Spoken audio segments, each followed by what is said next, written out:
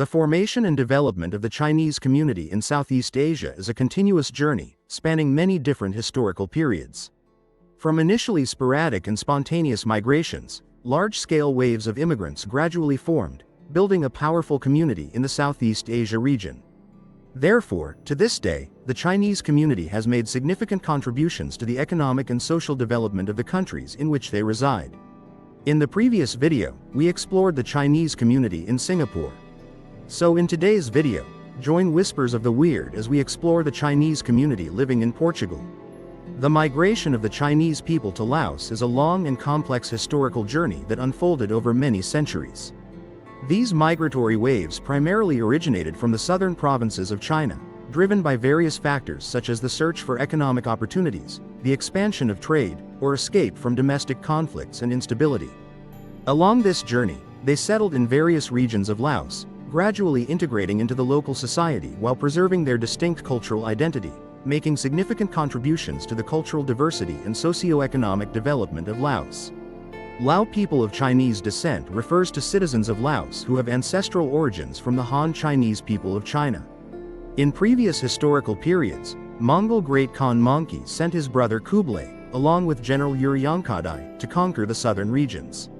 Conquering the kingdom of Dai Li, which encompassed the area of present-day Yunnan province, China, along with some adjacent regions. Subsequently, this dynasty became part of the Yuan Empire. The harsh rule and subsequent peasant uprisings forced many former residents of the Dai Li area to abandon this place. Forced to leave their homeland and seek refuge in neighboring lands. A prime example is the Kingdom of Lan Xang, the first unified Lao state, which was established by King Fa Num. Wood was a commander of the Khmer Empire's expeditionary force, established in 1354. Since the nation's founding, the local population has grown increasingly dense and enjoyed a peaceful life. They practice agriculture, primarily cultivating sticky rice, while also developing traditional crafts such as weaving, forging iron tools, and making bamboo and rattan products. During this period, a segment of the Chinese population began to settle in the Kingdom of Lan Xang, contributing to the region's ethnic diversity. By the 15th century, a small group of Muslim Chinese merchants from the South China region had also arrived in Lan Xang and settled there. In China, after the Qing dynasty replaced the Ming dynasty in ruling the country, the national situation remained quite turbulent. Also during this period, there were severe crop failures, increasingly heavy taxes, and successive natural disasters. The already dire situation of the people has now become even more desperate. This very fact led to a massive wave of migration of the Chinese community to Southeast Asian countries as we see today. Among them, a portion of the Chinese community chose Laos as their destination. If in previous centuries, the presence of Chinese people in Laos was almost negligible, the 19th century marked the largest wave of Chinese migration to Laos in history. This stems from the aggressive expansionist and invasive policies of Western capitalism in the Southeast Asian region. In 1893, the French colonists invaded and established their rule over Laos. After establishing control over this area, the French proceeded to exploit the colony. Through scaling up production and expanding business operations, they established numerous rubber and pepper plantations while simultaneously mining ore deposits. To maximize the utilization of human and material resources in order to meet the demands of the mother country. It is precisely for this reason that the French were in great need of an abundant labor force from China. During their work, the French employers noticed that the Chinese workers were extremely diligent. Therefore, many open policies and talent recruitment initiatives were implemented to attract more immigrants from China. It can be seen that during this period, the Chinese in Laos primarily undertook the role of manual laborers. They were swept into the vortex of economic expansion and urbanization initiated by the French, and share the common goal of earning as much money as possible to help their families back home have a more comfortable life. With the increasing number of Chinese immigrants entering Laos, the French colonial authorities proceeded to classify them. Chinese communities often gather and socialize within associations established based on shared hometowns or common ancestral lineages. From that point, 5 Chinese associations in Laos were successively established, including Teochew, Cantonese, Hokkien, Hainanese, and Hakka. From this point onward, immigrants from the northern neighboring country who wished to settle in Laos must register with their association. Gradually, the presence of the Chinese in Laos was no longer confined to the laboring class. With their skill and talent, they quickly established their position in the economic and social life of Laos. At the same time, people also tend to migrate to major cities in the central and southern regions. Not only did they establish bustling markets, the Chinese also played an extremely important intermediary role, promoting trade between the land of a million elephants and the outside world. They often purchase agricultural products from indigenous communities and then resell them to foreign merchants. Some astute and financially savvy Chinese individuals quickly amassed enormous fortunes through this brokerage activity. After Laos gained independence in 1954, the Chinese community, which had previously collaborated with the French colonists, quickly shifted its stance to align with the new national government. As a result, they maintained their influence while continuing to control the banking and commercial sectors of this Southeast Asian nation. Industrial manufacturing sector, with dozens of production facilities for plastics, textiles, detergent, ice, and beverages. Simultaneously, they currently control up to 70% of the country. In major Laotian cities such as Vientiane, Paxi, or Luang Prabang, the Chinese control over 80% of business activities. Not only did they own sawmills, restaurants, hotels, gold shops, and photo stores, but they also expanded to dominate the nascent entertainment and media industry in the land of elephants, establishing a multitude of cinemas and theaters. In Pax alone, out of a total of 390 operating businesses, as many as 372 were managed by Chinese individuals. According to the 1955 census data, the Chinese community in Laos at that time numbered approximately 32,500 people. It is evident that the scale of the Chinese community here is relatively modest when compared to those in other Southeast Asian countries, such as Thailand or Singapore. Landlocked nature and predominantly mountainous, forested terrain make commercial activities difficult. This also reduces the country. Also during this period, shortly after the French colonialists withdrew, American imperialism directly carried out its invasion of Indochina, with the scheme to turn Laos, Cambodia, and Vietnam into their new colonies. In Laos, a civil war broke out between the Pathet Lao forces and the US-backed Royal Lao government. With the support of Vietnamese volunteer forces, the Pathet Lao successfully overthrew the Royal Lao government and liberated the capital city of Vientiane. The Laotian political landscape in the latter half of the 20th century was marked by significant turbulence, and these upheavals profoundly impacted the ethnic Chinese community living in the country. During this period, the Lao Communist government operated the economy according to the Soviet-style planned model, replacing the entire private sector with cooperatives and state-owned enterprises. In addition, the state centralized investment, production, and trade activities while implementing price control policies and restricting domestic and foreign trade. This policy ended the dominant role of the Chinese community in the economy. Additionally, the Laotian government also banned the Chinese from publicly expressing their cultural identity, such as prohibiting the opening of schools, organizing traditional ceremonies, while simultaneously shutting down Chinese community newspapers and social organizations. In the face of a series of stringent tightening policies from the Vong Tran administration, a segment of the Chinese community has decided to leave the country to seek asylum in other nations such as Thailand or the United States. Meanwhile, the remainder chose to live alongside and integrate into the local community to reduce the attention from those around them. Stance in support of Vietnam during the Northern Border War to defend against China. Furthermore, numerous sources indicate that Beijing has provided support and training to Hmong rebel forces in Yunnan province, with the aim of sending them back to Laos to overthrow the pro-Vietnamese government there.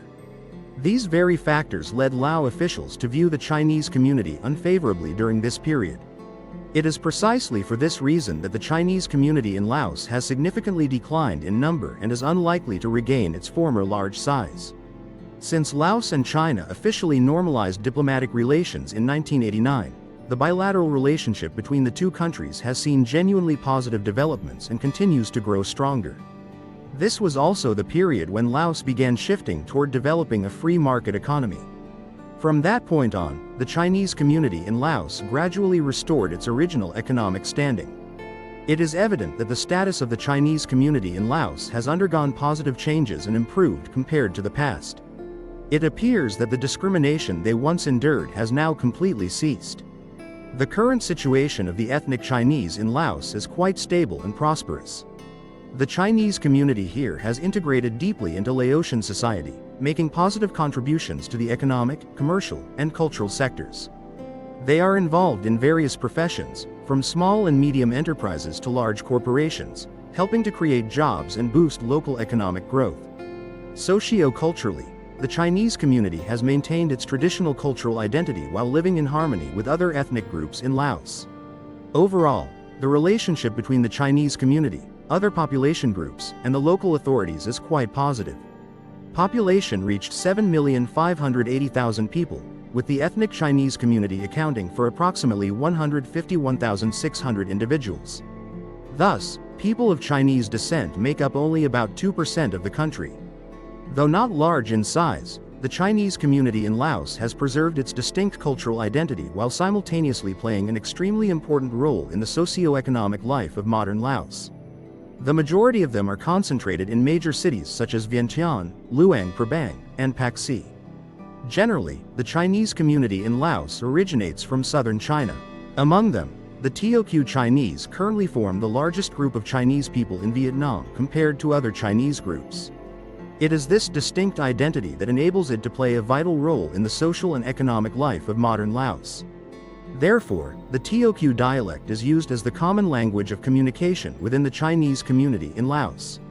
In addition, they still use the Lao language to communicate and integrate with the local community. In recent years, many families of ethnic Chinese Lao descent have often been guiding their children's future. The learning of the common language, Mandarin, is gradually replacing the use of local dialects as it was in the past. This is because Mandarin is the primary language used within the overseas Chinese business community. That is also a dialect of the Jiaozhou region. The Chinese community in Chao Doc has now developed into a large and robust community, with many successful individuals who have made significant positive contributions to society. With the growing number of people, the need to establish an organization to unite and share the deep attachment to the homeland also became increasingly urgent.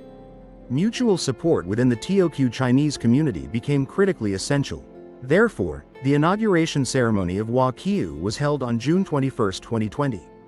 Generally, although only a minority community, the Chinese in Laos maintain a prominent and substantial presence in most sectors of the economy in the land of a million elephants. In other words, their role is far more important than the communities. Therefore, the Overseas Chinese Association is a long-standing traditional organization, and they have formed a rather robust community. Therefore, the organization of the Overseas Chinese is a traditional institution, and they have become a rather robust community. However, unlike the Chinese communities in Thailand or Singapore, the Chinese in Laos typically do not show much interest in the country's political affairs. Almost no current Laotian leaders or politicians are of Chinese descent, precisely for that reason. Therefore, on June 21, the Chinese community in Laos solemnly held the inauguration ceremony of the Chinese Association. The reason for this is precisely why almost no current Laotian leaders or politicians are of Chinese descent. Although the Chinese community in Laos is more modest in size compared to many other places, China continues to pay special attention and steadily increase its influence to nurture and preserve the Chinese identity within this community in the Southeast Asian nation. Chinese authorities have always placed special emphasis on and widely implemented historical propaganda work for overseas compatriots, which also represents the most common form of such efforts. On the afternoon of June 17, 2023, at a hotel in the capital city of Vientiane, China's Central Television, CCTV, in collaboration with the Chinese Chamber of Commerce and the Chinese Power Investment Enterprise Association in Laos, organized a promotional film screening for the local Chinese community. Crossing the Yalu River. In addition to propaganda activities through films, the Beijing government also uses the education sector as a key tool to influence the ethnic Chinese community in Laos. And this has been realized through 3 Confucius Institutes built in the land of a million elephants. Among these, the Confucius Institute at the National University of Laos, established on March 23, 2010, has made significant contributions in creating an authentic learning environment for Chinese language and culture for a large number of students, while also playing a vital role in the exchanges between the two governments. The new wave of immigrants continues to play a pivotal role in the socio-economic life of Laos. Currently, China is the largest foreign investor in Laos for the years 2017 and 2018. Beijing consistently led in total registered FDI capital, accounting for 77% and 79% respectively of the total capital inflow into the country. This figure is 52 times higher than the 1.5% share of Chinese FDI in Laos back in 2003. It was from this point that China's economic footprint in Laos began to take clear shape, marked by the emergence of a series of billion-dollar infrastructure projects funded under the Belt and Road Initiative. Alongside this, the relationship between the two countries has been increasingly strengthened through jointly signing and participating in a shared future community. Alongside the long-established community of Vietnamese origin Laotians, recent years have also witnessed a growing wave of Chinese